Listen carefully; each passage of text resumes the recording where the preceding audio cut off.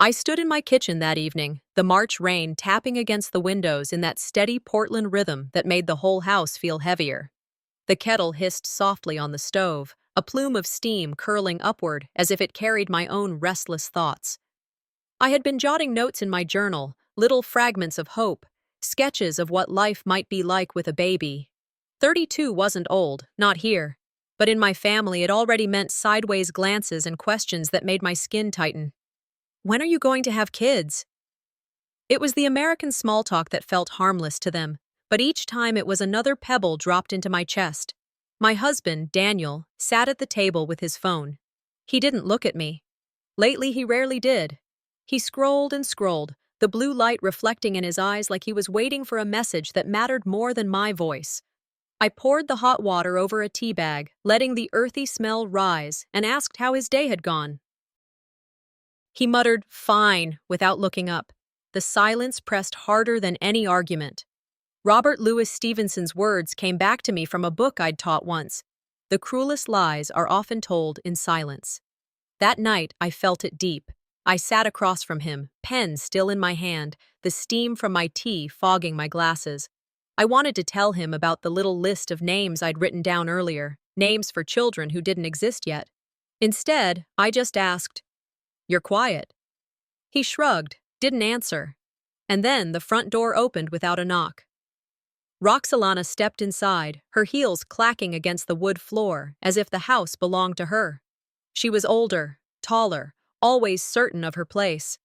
She carried a small white pharmacy bag in her hand, swinging it like a trophy.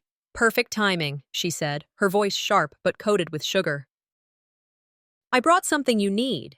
She walked straight to the counter, set the bag down in front of me, and pulled out a small orange bottle. Her eyes gleamed as she tapped it against the granite. "You should stop pretending," she said flatly. "Take these." I blinked, confused at first. The label stared up at me, the words registering slowly. Medication no woman trying to conceive would ever want near her body. My breath stalled. "What is this?" I asked, my voice low but steady. "Don't act clueless," she smirked. "You know what they are. Pills to end a pregnancy you'll never carry anyway." My stomach dropped, the tea turning bitter on my tongue. "That's insane," I managed. "It's not insane, it's merciful," she shot back. "He was meant for me, not you. Everyone knows it. Mom and Dad talk about it all the time. You two were a mistake. I'm the match he deserves." Her words sliced through me, but I lifted my chin. "Funny," I said, sarcasm sharp as I could make it. "Last I checked, my name's the one on the marriage license." She sneered, undeterred. "Paper doesn't mean anything when the whole family sees the truth." I stared at the bottle on the counter, the pills rattling inside like tiny stones in a jar. My hands trembled, not from fear, but from fury. In my head, the thought burned clear. She wasn't offering advice, she was handing me poison.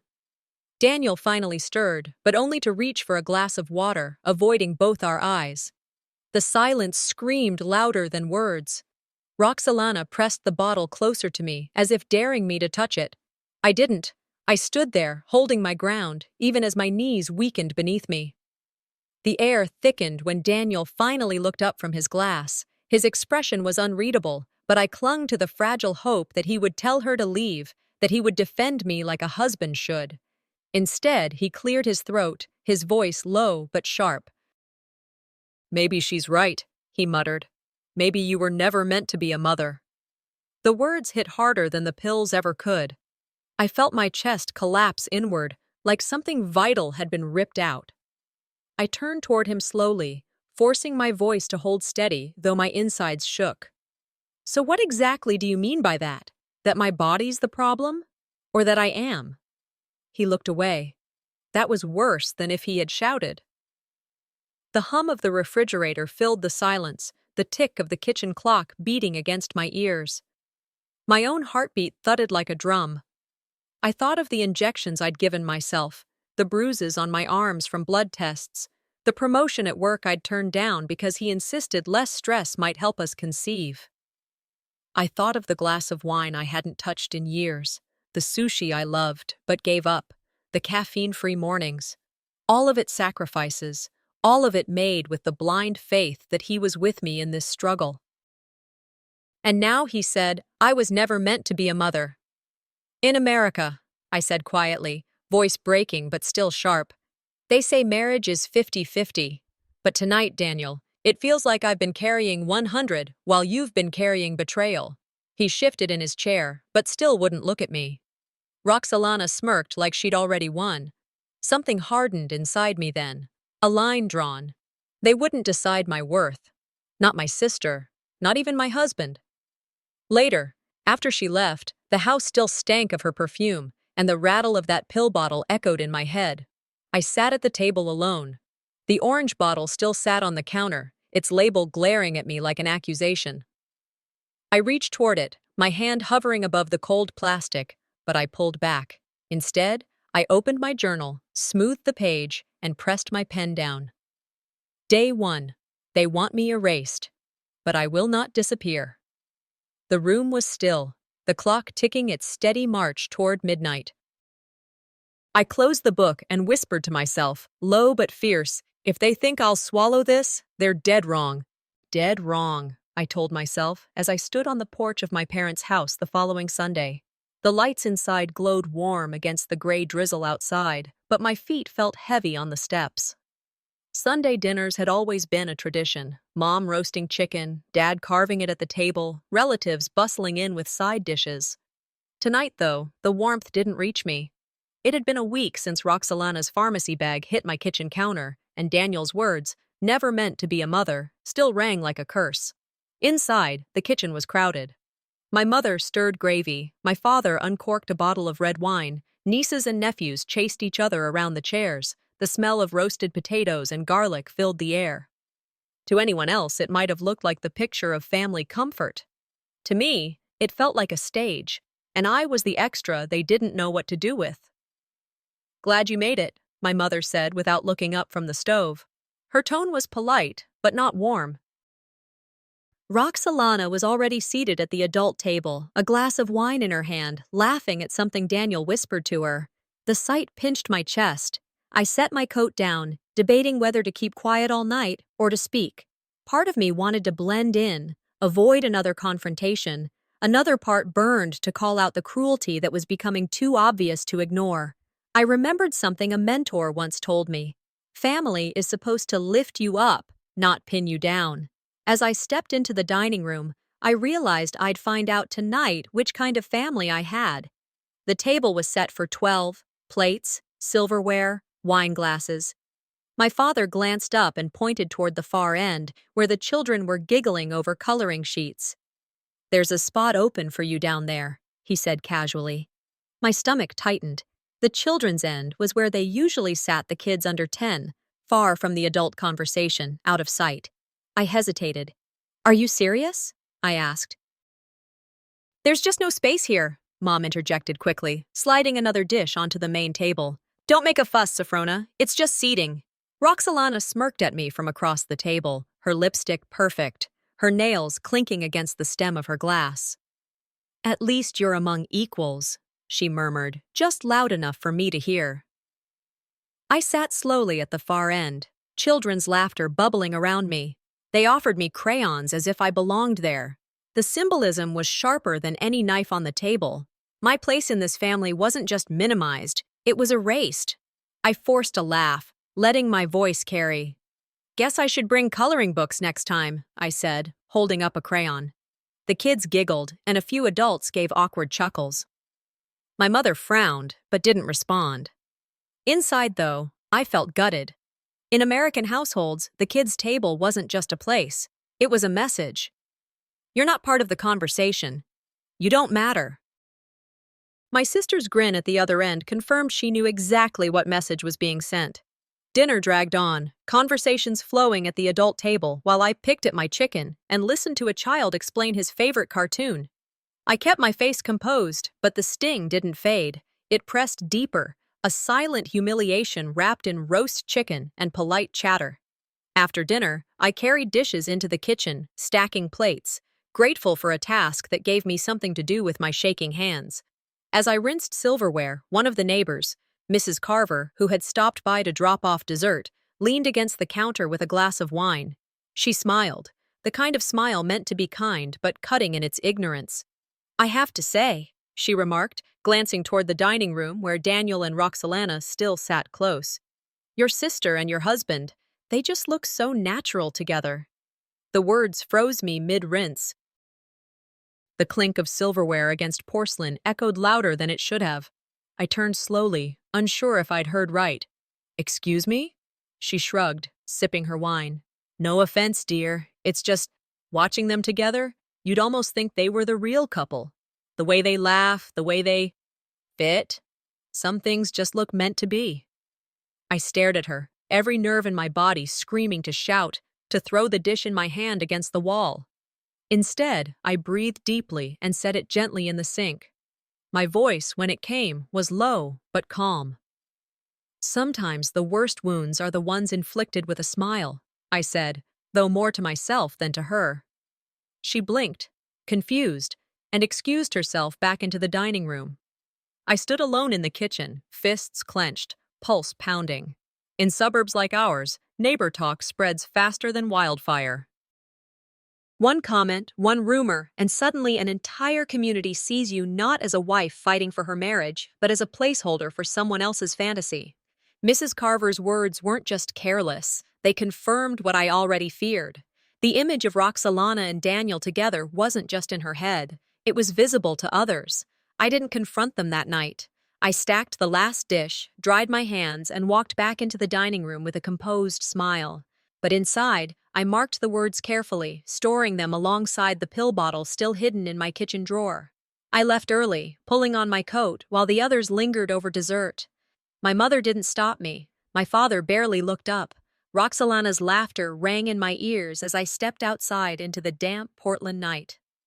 Driving home, the rain streaked across my windshield, each drop blurring the streetlights into smears of gold and white. The silence in the car pressed heavy, but in that silence, I heard my own voice clearer. "They want me invisible," I whispered to the empty seat beside me. "But if they keep pushing me down, I'll find a way to rise that much higher." Back home, I sat at my small desk, opened my journal, and wrote with a firm hand. Day 7. Even at their table, they tried to erase me. But I am still here. Closing the book, I whispered once more, this time as a promise. "They may see me as small now, but they won't see what's coming." I drove to my parents' house that Saturday with the wipers dragging across a drizzle-streaked windshield, the kind of gray spring afternoon Portland is known for. I told myself it was just an informal visit, nothing heavy, but my chest felt tight the whole way. As I stepped inside, the air smelled of lemon polish and old books, the house frozen in the routines of my childhood. The hallway walls were covered with framed photographs, graduations, birthdays, holidays. I slowed down, scanning each one. Roxalana's face seemed to beam from every frame, champagne in hand, proud smile, arm linked with Daniel in one. My own face appeared rarely, and when it did, I was pushed to the edge, cropped half out, or standing behind someone taller. Silence isn't neutral, I thought, as I moved from frame to frame. It's an endorsement of the one they favor. Being the youngest daughter meant I'd always been told to understand, to compromise. "Let your sister shine," my mother used to say. But now, with all I knew, those old instructions felt like shackles. By the time I reached the living room, my jaw was set. I had to see if my gut was right. On the wall above the fireplace hung a new portrait, bigger than the rest, clearly taken at some recent family event. At first glance it looked complete. Mom, Dad, Roxalana smiling bright in the center, Daniel close beside her. Even some cousins were squeezed in. But the longer I stared, the more my stomach turned. I wasn't there. Not blurred, not off to the side, cropped out completely. Mom appeared from the kitchen, wiping her hands on a towel. "Oh, you noticed the new picture," she said breezily. "Noticed?" My voice was sharper than I meant. "I noticed I'm missing." She blinked. "It must have been the print shop. They trimmed it wrong. Don't make a big deal out of nothing." I gestured at it, heat rising in my throat. A mistake once is careless. A mistake repeated is a choice. Her lips tightened. You always think the worst. I stepped back, forcing a smile that didn't reach my eyes. In America, photos mean belonging. You frame them because they prove you were part of the story. Standing in front of that wall, it was obvious to me. They wanted a picture-perfect family. Perfect meant without me. I swallowed the sting and sat on the couch, trying to appear calm, but inside it felt like someone had carved me out of my own life. Later, I walked into the kitchen to get a glass of water. My mother stood near the stove with Roxalana, their heads close, voices low but sharp enough to carry. "If only you were my daughter-in-law," my mother said to her, her tone wistful. "Everything would be easier." I froze, the glass slipping against my damp fingers. She hadn't whispered. She'd said it plain, like it was a truth she'd been waiting to release. Roxalana tilted her head, smirking. "Well, maybe one day things will align the way they should." I stepped forward, my voice breaking through their cocoon. "Do you realize you just wished away my marriage in front of me?" My mother turned, startled but not ashamed. "Don't be dramatic, Sophrona. You know I didn't mean it like that." "Yes, you did." My tone was calm, but my words cut. "Favoritism isn't subtle. It's not harmless. It's a knife, and you keep pretending you're not holding it." Roxalana crossed her arms. "You always take everything so personally." "How else should I take it?" I shot back. "You talk about my husband as if he's hers. You hang pictures without me in them. You've been carving me out piece by piece and calling it tradition." My mother's face hardened, but she didn't deny it. "You've always been too sensitive. Families say things. It doesn't mean anything." I shook my head. "You raised me to value family." What happens when family values don't value me? The room was heavy with silence, broken only by the faint bubbling of sauce on the stove. Roxalana tapped her nails against the counter, clearly enjoying my mother's words as if they were proof she had already won. I left before dinner, coat pulled tight, stepping out into the damp air. The sky was a low sheet of gray, drizzle turning the street shiny. Each footstep echoed louder than it should have. I walked slowly, the weight in my chest shifting into something harder, sharper. When they erase you enough times, I whispered to myself, you start painting yourself back in. At home, I opened my journal and pressed the pen hard against the page. Day 15. My mother's words broke something. Not me, but the illusion I still belonged. I closed it firmly, whispering as if sealing a vow. They can crop me out of their pictures, but I'll write myself into a story they can't erase.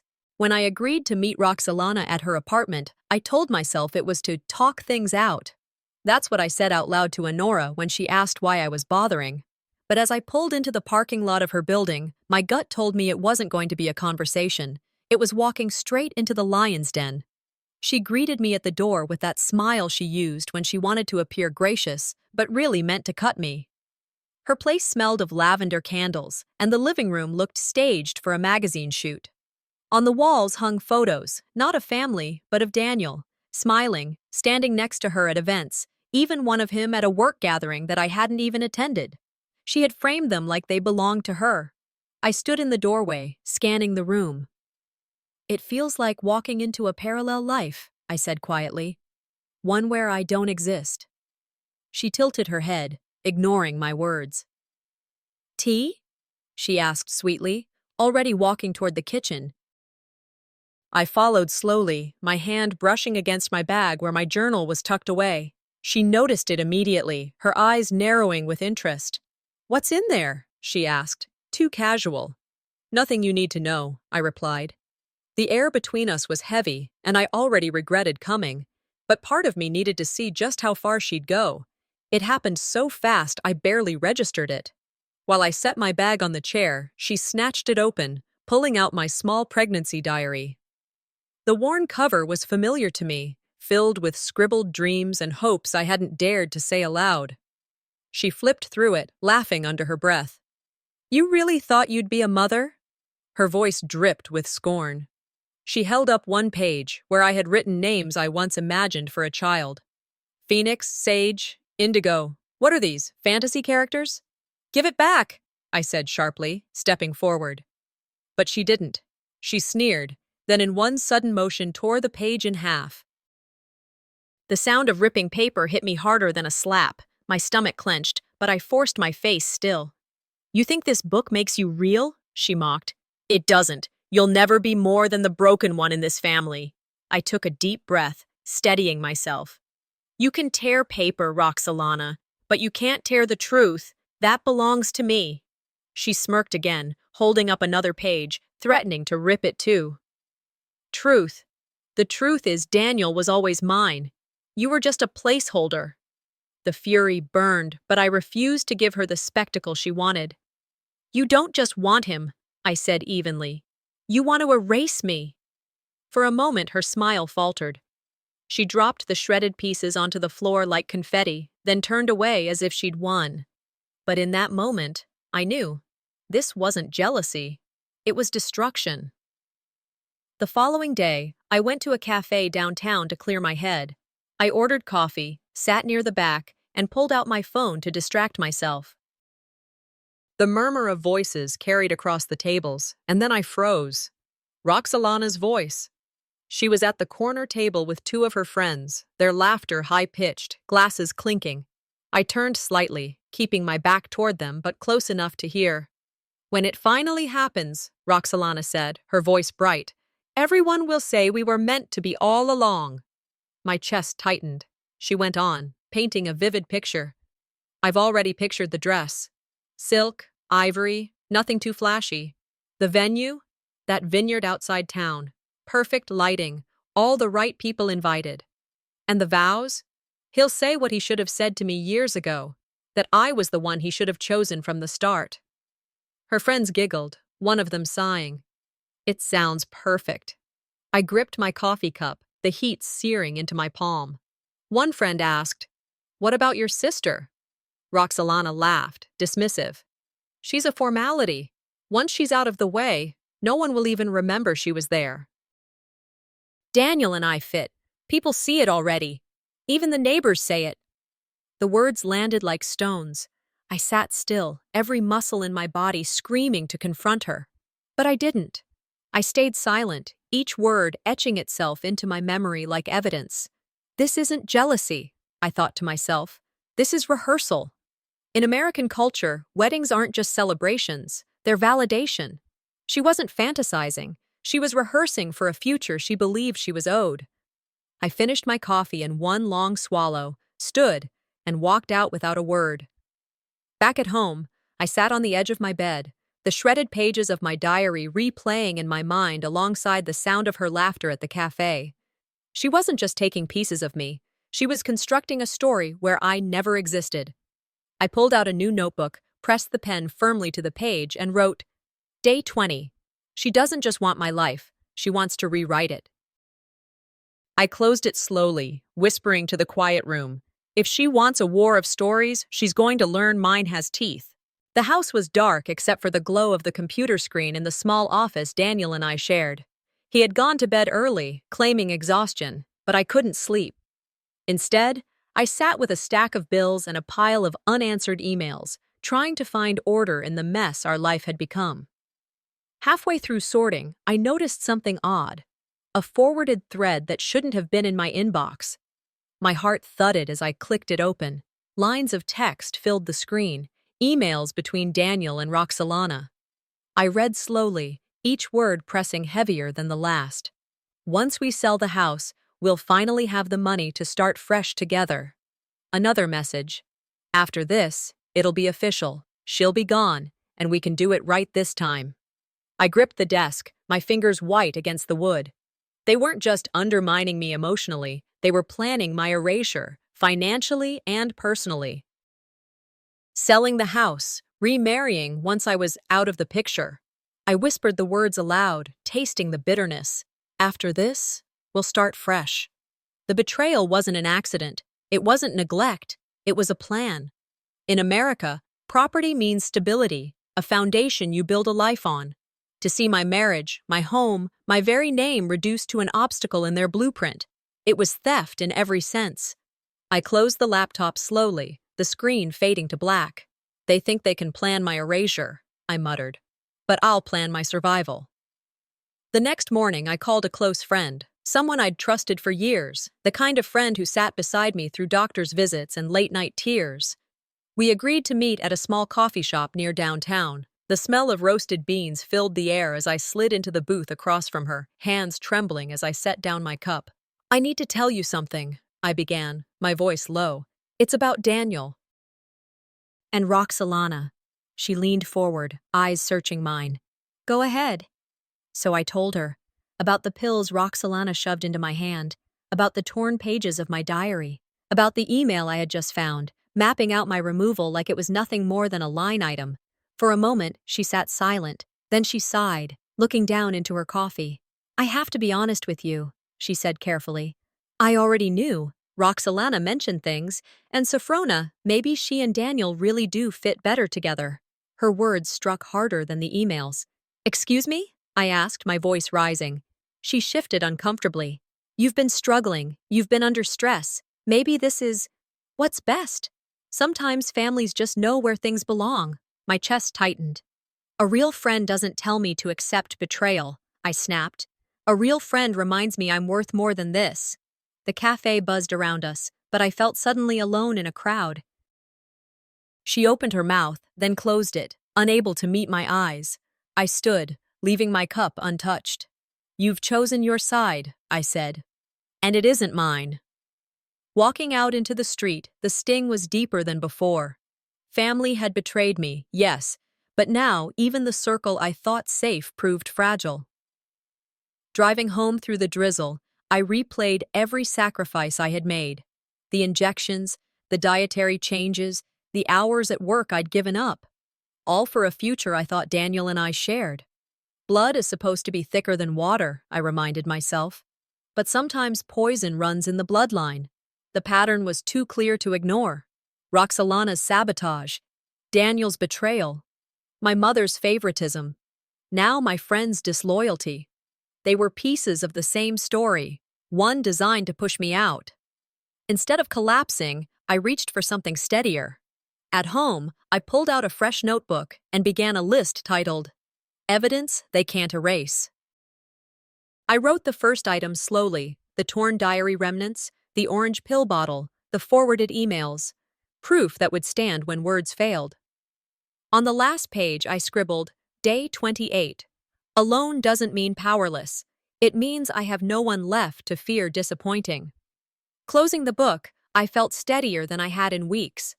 That night, I lay in bed, staring at the ceiling. My friend's words still echoed. Maybe they fit better. I clenched the blanket tighter, whispering to the dark, "If even my friends think I'm replaceable, I'll prove every one of them wrong." I rose, went to the office, and tucked the journal and the printed emails into the drawer, locking it with a small key. "They think they're planning a wedding," I whispered, my voice steel. "They don't realize I'm planning a trial." The morning light filtered weakly through the blinds, but I didn't feel any warmth in it.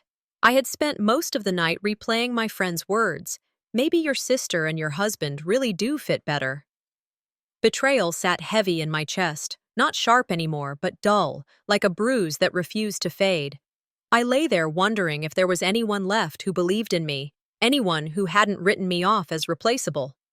The phone rang, startling me. I almost didn't answer, but when I saw the name flash across the screen, Honora, my aunt, I hesitated. She wasn't the type to call without reason. "Sweetheart," her voice came, steady but concerned. "Are you all right? I had a feeling something's wrong." For a moment, I thought about brushing it off with a lie.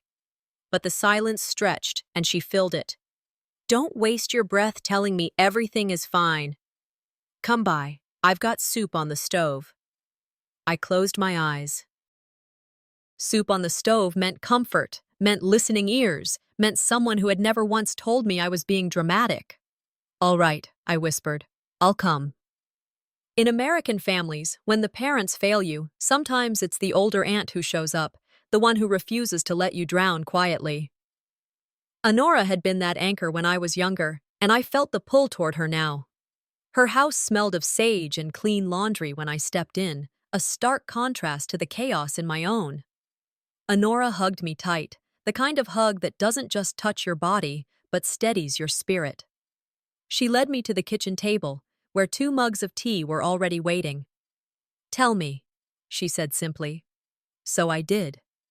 I told her about Roxalana thrusting abortion pills into my hands, about the diary she shredded like it was a joke, about overhearing her spin fantasies of marrying Daniel as though I were already gone. And finally, about the email, the one where Daniel and my sister plotted to sell the house and start fresh once I was out of the way. Honora's face didn't flicker with disbelief. She didn't interrupt to question my memory or soften the edges of their cruelty. She just listened, her hands folded around the mug, eyes steady on mine. When I paused, she leaned forward. You're not crazy. You're being targeted, and you need to protect yourself. The validation sank deep, filling a hollow I hadn't realized had grown so wide. She smiled faintly. Do you remember when you were 12 and that boy at school kept pushing you around? You stood on the playground, planted your feet, and told him he'd have to knock you flat before you'd back down. That fire is still in you. They just don't want you to remember it. I laughed softly, the memory surfacing. I got detention that day. And respect, she corrected. Don't underestimate that. Her voice grew firm. Keep everything. Every receipt, every bottle, every scrap of paper. Don't throw away a single thing. The law listens to proof, not to tears. Sometimes, she added, her eyes softening, the only family that counts is the one that shows up. I felt something inside me unclench. For the first time in weeks, I didn't feel entirely alone. Back at home that evening, her advice echoed in my mind. I pulled open the cabinet where I kept my vitamins and supplements, bottles lined up neatly, as they always had been. I twisted one open absent-mindedly, then stopped. The seal didn't look right. Too loose, not the crisp break of a factory seal. I poured a few pills into my hand. They looked slightly different from the ones I remembered, the color faintly off. My heart began to race. I grabbed another bottle. Same thing. The labels intact, but the seals clearly tampered with. He had switched them. The realization hit like ice water. Daniel hadn't just betrayed my vows. He had betrayed my body. I whispered aloud, the words trembling. You wanted to poison my hope. I set the bottles carefully on the counter, took out my phone, and snapped photos from every angle. Caps, seals, labels. Proof. When Daniel came home later, I forced my voice steady. Did you refill my vitamins? He barely glanced at me, dropping his keys on the counter. Of course. You asked me to pick them up. Why? Nothing, I said lightly, sliding the bottle away. His lie was smooth, casual. In my head, though, the words screamed, the calmest lies are often the deepest knives. Instead of crumbling, I filed it away. Another entry for the list Honora had told me to build. Another piece of evidence they couldn't erase. The next morning, I drove back to Honora's, the bottles clinking in a bag on the passenger seat. I laid them out on her kitchen table. She examined them quietly, her brow furrowed. Then she looked up, eyes grave. This isn't just betrayal, Sophrona. This is criminal. I nodded, the words sinking deep. Criminal. Not just unfaithful, not just cruel. Criminal. That night, back at my desk, I opened my notebook. The pen felt heavier in my hand as I wrote, Day 31. The pills weren't for me. They were against me. Closing the book, I whispered into the stillness of the room. If they want to drug me into silence, they'll learn I've been wide awake the whole time. I sat in the waiting room of the clinic, my fingers tightening around the clipboard they'd given me. The smell of antiseptic and the low hum of fluorescent lights pressed in on me. I had scheduled the follow-up because I hadn't been feeling right. My body was heavy, sluggish, and I couldn't tell if it was stress or something worse. When the nurse finally called my name, her smile looked practiced, but her eyes darted in a way that made me uneasy. She sat me down in the exam room, tapping on the computer as she pulled up my chart. Her brow furrowed and she paused a little too long. Is something wrong? I asked, my voice sharper than I intended. She gave a quick shake of her head, though her lips pressed tight. The doctor will want to go over this with you personally. That answer only deepened the pit in my stomach. I stared at the monitor as she angled it away from me, wondering what secret my own file might be holding. Hospitals are supposed to heal. They are not supposed to become part of your betrayal. When the doctor walked in, his tone was careful, too careful. He greeted me, sat across, and folded his hands. "Sophrona, we've noticed some unusual changes in your records. Allergies listed that weren't there before. Notes about supplements that don't align with what you told us. These edits were signed electronically by your husband." My mouth went dry. "Are you telling me my own husband changed my medical records?" The doctor nodded slowly. "I know this is upsetting. But yes, that's what the system shows. For your safety, I'd recommend you monitor what's being given to you and consider protecting your access." I sat in stunned silence. He wasn't just poisoning me at home. He was rewriting the very files meant to keep me safe. I managed to whisper, "Thank you for telling me." I left the clinic with papers in my hand, but my mind burned with one clear thought. This, too, would go into my growing evidence folder. That night, back at the house, I waited until Daniel went to shower. His laptop sat open on the desk, the screen still glowing. I told myself not to look, that I had enough pain stored already. But I clicked anyway. The inbox was open, and an email chain sat at the top. My breath caught as I read, "She won't fight it. She never does. Once the house sells, we'll divide the assets clean. After the payout, we'll have more than enough to move forward." The sender, Roxalana. The recipient, Daniel. Line after line mapped out my erasure like it was a business plan. "Keep her calm until then. She'll fold like always." My chest burned. They weren't just plotting in whispers anymore. They were budgeting my disappearance. My erasure had a $sign attached to it. I whispered to the empty room. "They see me as disposable. But they're going to see consequences." I printed the emails, my hands trembling, and slid them into the same folder that now held the pill bottle, the diary fragments, and the photos of the tampered vitamins. When Daniel stepped out of the shower, towel slung over his shoulder, he gave me a casual smile. "Working late again?" I nodded, the papers already tucked away. "Something like that." He kissed my forehead as if he hadn't just signed away my life in emails. I let him walk past, memorizing the sound of his footsteps. Later, in the stillness of my home office, I spread everything out: the bottles, the diary scraps, the medical printouts, and now the emails. Proof stacked against betrayal. I opened my journal, the pen pressing deep into the page as I wrote, "Day 35. Betrayal isn't just emotional, it's administrative." I looked at the pile on the desk, evidence that once made me feel powerless, now turning into my armor. "They think they're erasing me on paper," I whispered, closing the folder tight. "They don't realize I'm rewriting their ending." I knew before I even parked in front of my parents' house that evening that it would not be a simple family dinner. My hands tightened on the steering wheel as I watched cousins unloading dishes from their cars, laughter spilling out into the damp spring air. It had been weeks of silent endurance, gathering proof while my sister and my husband smirked in plain sight. Tonight, the silence would end. At home, I had carefully packed the folder, the pill bottle, the torn pages of my diary, the altered medical files, the printed emails that spelled out my erasure like a business plan. I tucked it under my arm now as I walked up the steps. Inside, the table gleamed with food: roast beef, potatoes, bowls of salad. My mother fussed over serving spoons. My father poured wine. Everyone looked relaxed, except for me. I repeated a line I'd once read in a courtroom memoir. "Evidence is the quietest weapon until it speaks in public." Tonight, my evidence would speak. I caught sight of Daniel and Roxalana sitting side by side, their chairs pulled too close, laughing in a way meant to sting me. My pulse steadied, not quickened.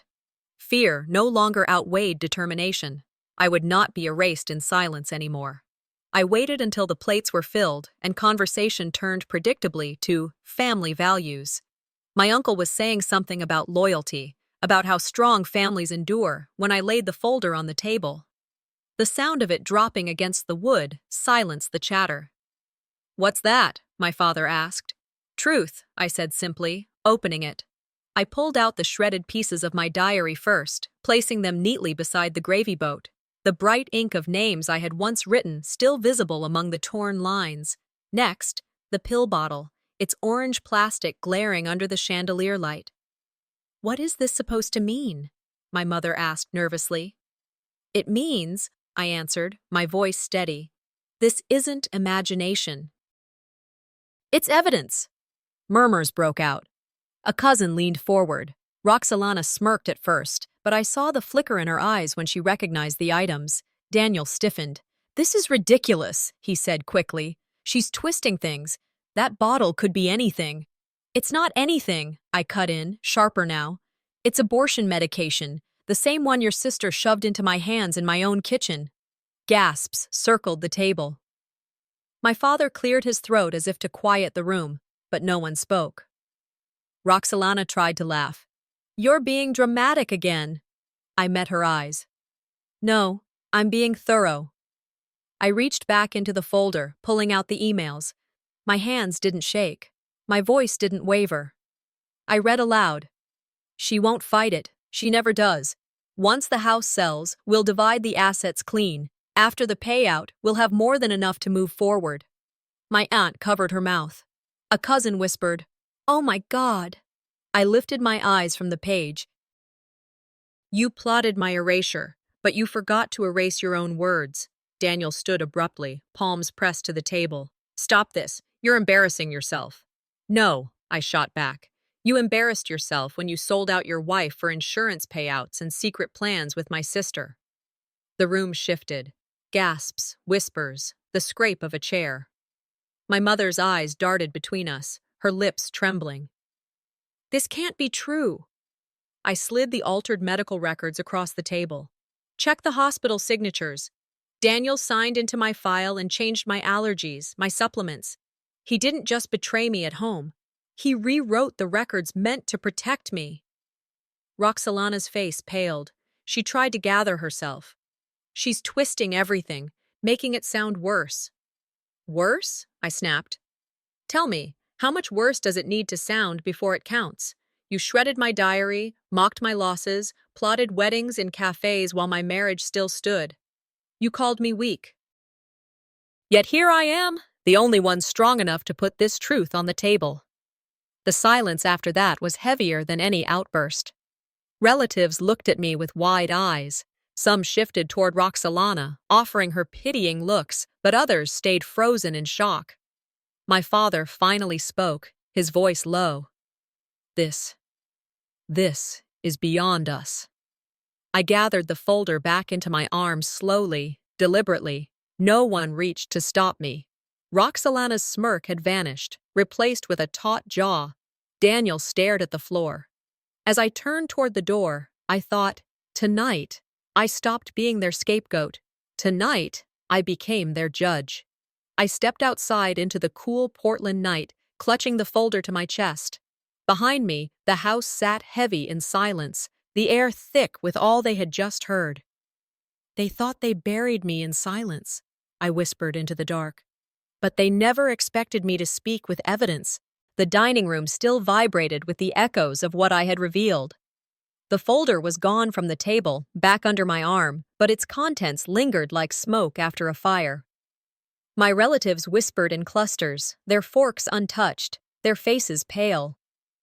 Roxalana snapped back in fragments, denying, spinning, but her words tangled. Daniel stood with his jaw clenched, as if trying to hold back the truth itself. I sat quietly in my chair for a moment longer, absorbing the chaos. There was a strange calmness in me, as though finally speaking the truth had lightened something I'd been carrying for too long. I thought, truth doesn't heal instantly, it tears before it mends. My father kept shaking his head, muttering, "This can't be real." My mother's lips trembled, her eyes darting between me and Roxalana. The tension mounted, the air brittle. I saw the shift in my mother's face, an anger she had always directed at me suddenly blazing at Roxalana. It happened in a flash. My mother stood, her chair scraping against the floor, and with a trembling hand she slapped Roxalana across the face. The sound cracked through the room like a gunshot. "I raised a monster!" she shouted, her voice breaking. the room fell into stunned silence. Even the children who had been giggling in the corner froze. Roxolana staggered back, her eyes wide, more in shock than pain. For once, she didn't have a smirk ready. Humiliation colored her cheeks as the family stared. I watched it unfold with a bittersweet weight. For years, my mother's favoritism had blinded her to Roxolana's cruelty. Now her own hand had delivered the truth in a way my evidence never could. Favoritism can blind a parent until the truth slaps them harder than their own hand ever could, I thought. Roxolana's voice returned, shaky but sharp. You're siding with her now? After everything? My mother's eyes filled with tears. I am ashamed. Ashamed that I defended you, that I ignored what was right in front of me. Relatives murmured, some nodding, others still in disbelief. The shame that fell on Roxolana was heavier than any proof I had laid down. She had been exposed, not just as my rival, but as the shame of the family. The silence cracked again when I noticed something glinting on Roxolana's hand. My breath caught. I knew that shape, that shine, my wedding ring. The ring that had disappeared months ago, the one Daniel swore he hadn't seen. There it was, glittering on Roxolana's finger, shamelessly displayed. I rose from my chair, my voice loud enough to slice the silence. Even the symbol of my vows, you couldn't resist stealing that too? Gasps erupted around the room. All eyes turned to her hand. Roxolana's shock faded into a sneer. She lifted her hand deliberately, letting the diamond catch the light. It looks better on me anyway, she said. The audacity sent heat coursing through me. I heard my cousin whisper, "Unbelievable." Another muttered, "This is too far." I stepped closer, not to take the ring back, but to confront her.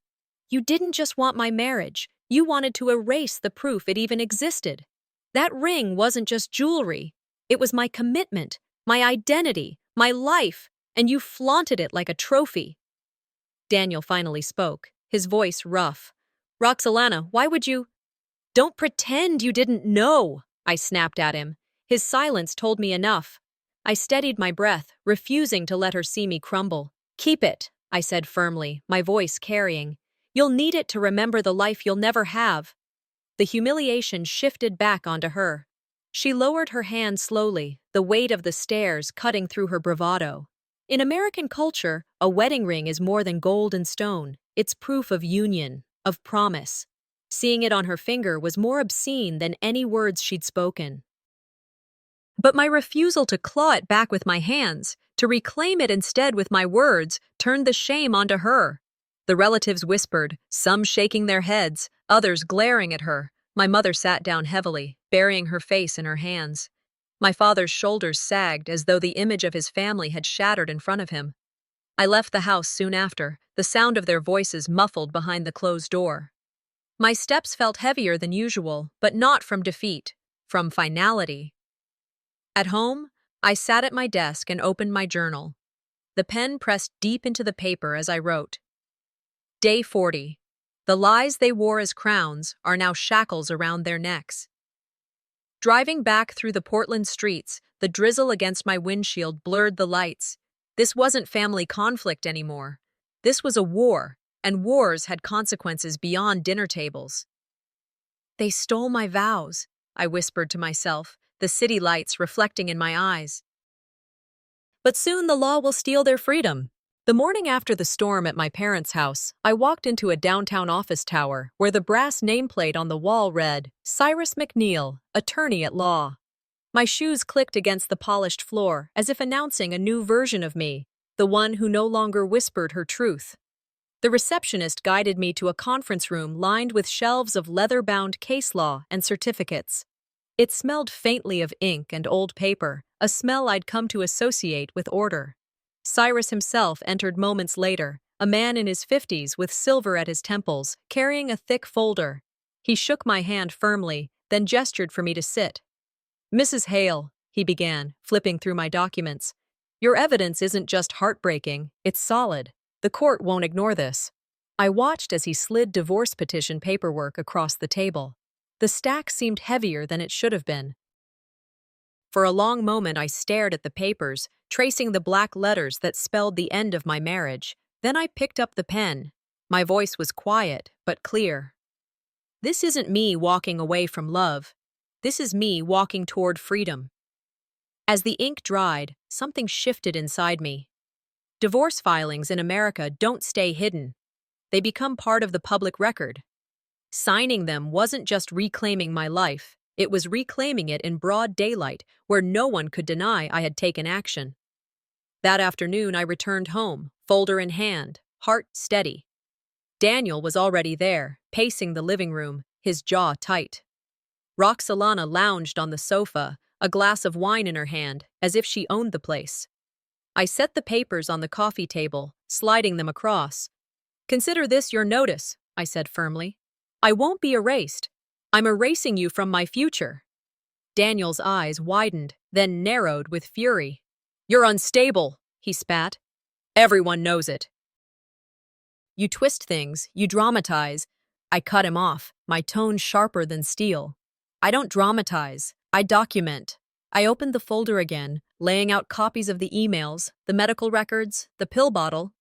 "This is the truth you tried to bury." Roxalana shifted uneasily. For once, she had no clever remark. Daniel's voice rose. "You're destroying this family."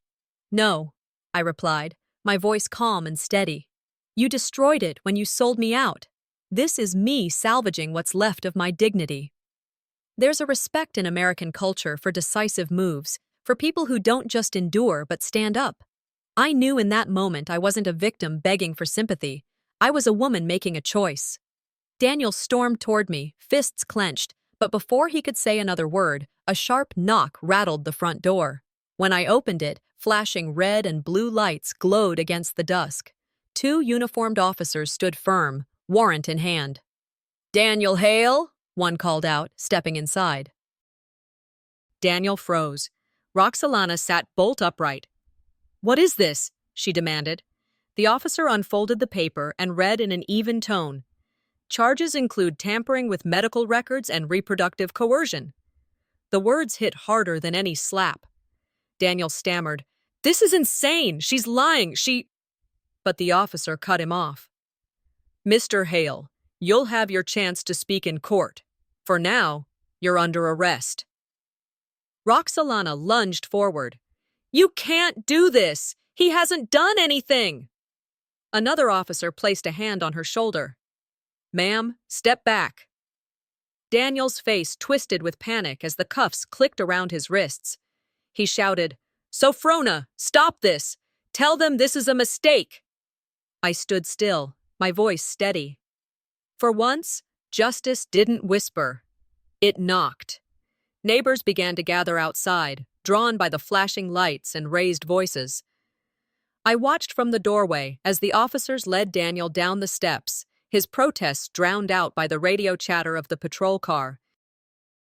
In that moment, power shifted permanently. My family, my neighbors, anyone watching now saw the truth. They thought I was weak, but the law had seen strength in the evidence I carried. America's justice system isn't perfect. It's often criticized. But when it works, it doesn't just punish, it validates. And tonight, it validated me. Later that night, the house was still, the silence deep after all the chaos. I sat at my desk, the ring box empty beside me, my folder of evidence thick and unyielding. I opened my journal, pen pressing against the paper. Day 45. Divorce is not an ending. It's a declaration that I survived. I leaned back in my chair, the weight of years finally lifting.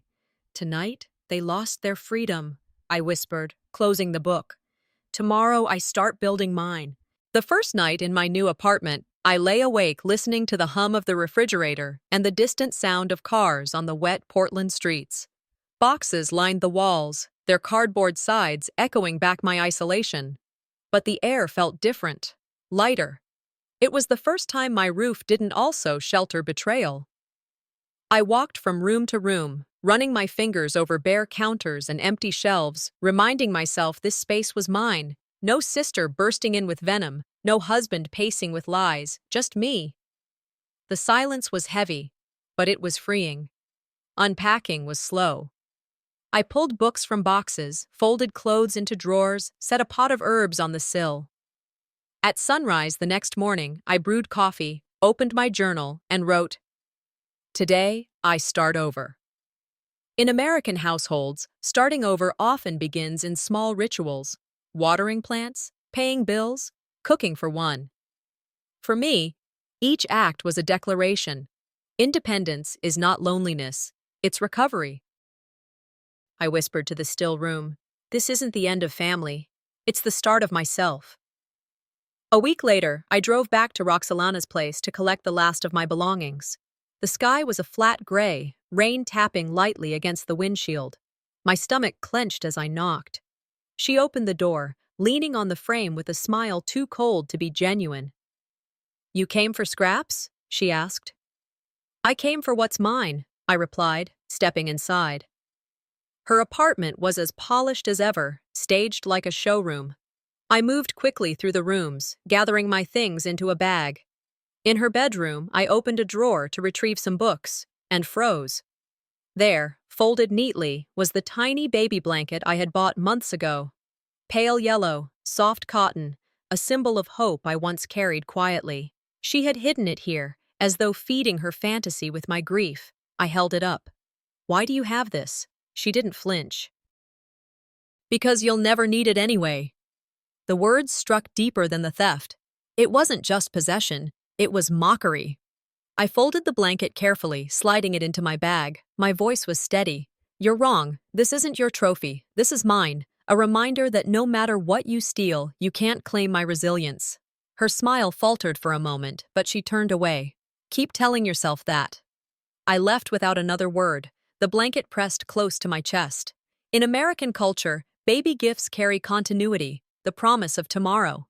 For me, it had become proof that even my broken dreams could be reclaimed. Back in my apartment, I sat with the blanket folded on my lap and thought of everything I had lost: parents who sided with my sister, a husband who conspired against me, friends who chose comfort over truth.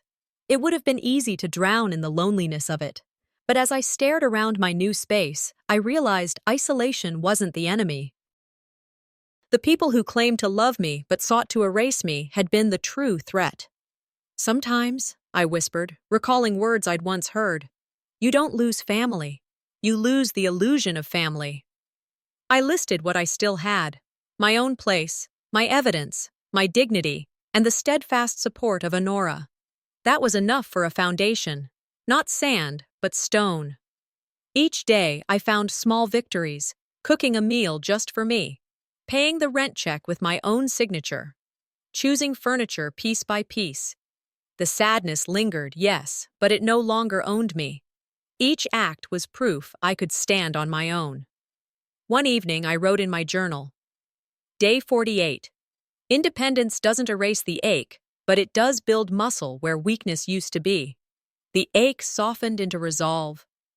That night, I folded the baby blanket and placed it gently in my drawer, not as a wound to reopen, but as a reminder that survival sometimes wears the face of quiet, steady strength. Then I wrote again. Day 50. I've lost almost everything. Yet for the first time, I feel like myself. Closing the journal, I said aloud to the silence, "They can strip me of family, but they can't strip me of future."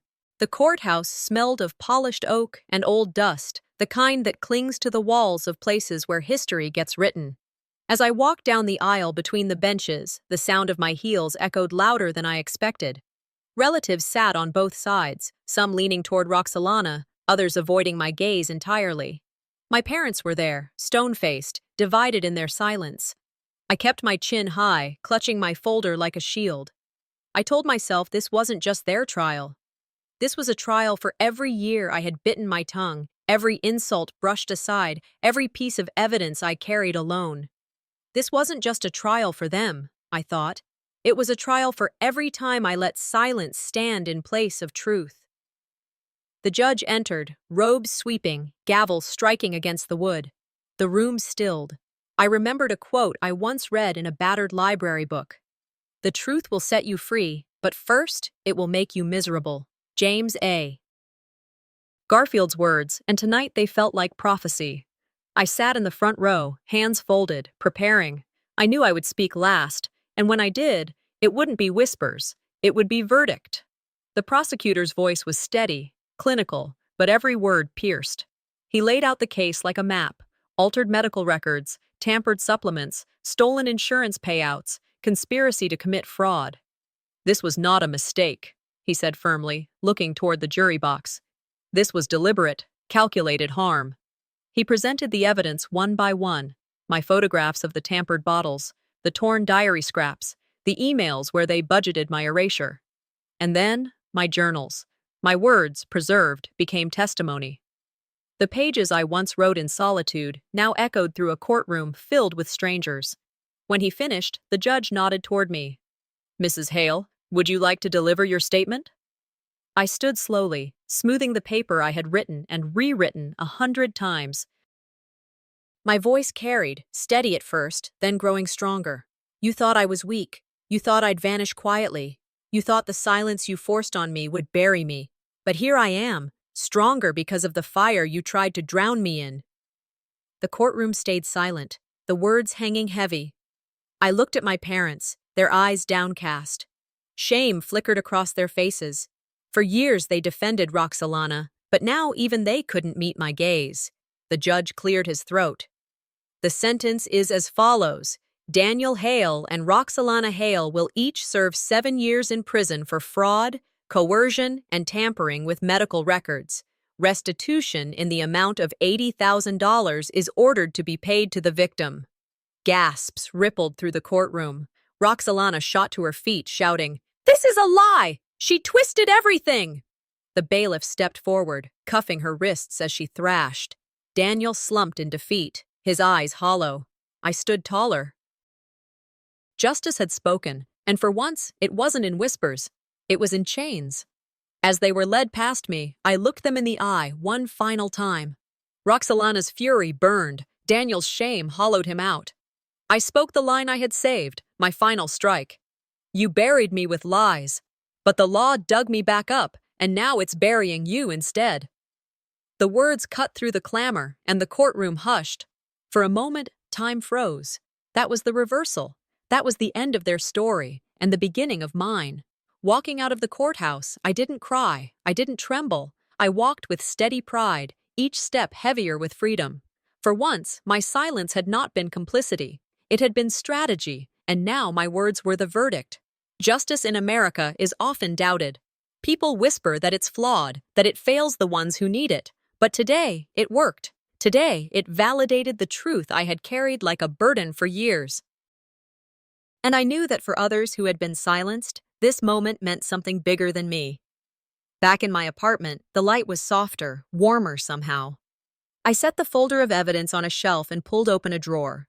Inside lay a brand new journal, its cover untouched. I opened to the first page and wrote, "Day 60, not the end, just the beginning. For the child I'll one day have, on my own terms." I placed the baby blanket gently beside it, no longer a wound but a promise. Evidence had been replaced by hope. "They lost everything chasing what was mine," I whispered. I found myself by refusing to let them take it. This wasn't about reconciliation. I didn't need apologies, didn't crave their approval. Justice had been delivered. My strength was undeniable. I closed the journal, exhaling as if years had left my lungs. "This wasn't the end of my story," I said aloud, my voice steady. "It was the beginning of a life they could never steal from me again."